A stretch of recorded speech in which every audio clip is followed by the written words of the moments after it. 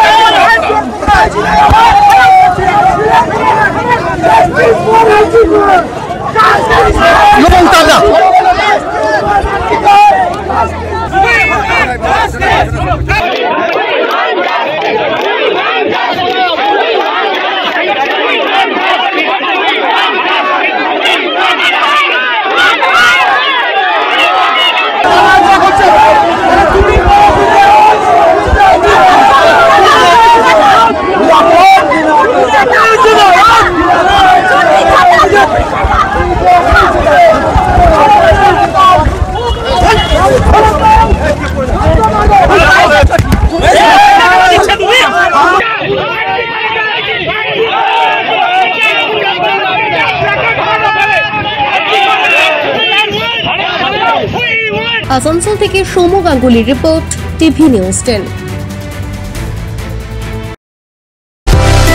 সুলভ সঠিক চিকিৎসার একমাত্র প্রতিষ্ঠান বিবেকানন্দ হসপিটাল। 24 ঘন্টা emergency service, blood bank, trauma care. আপনাদের সেবায় আমরা তৎপর।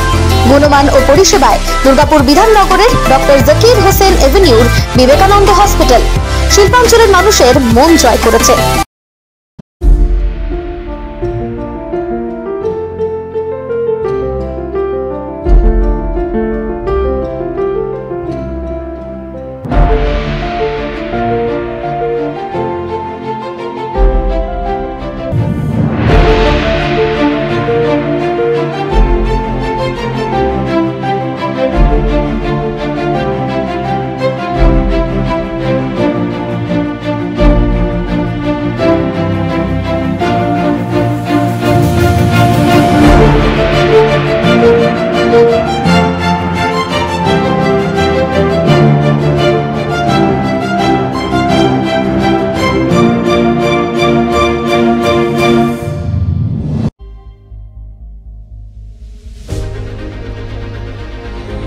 বাইকের স্বপ্ন আপনার, ভরসা আমরাই।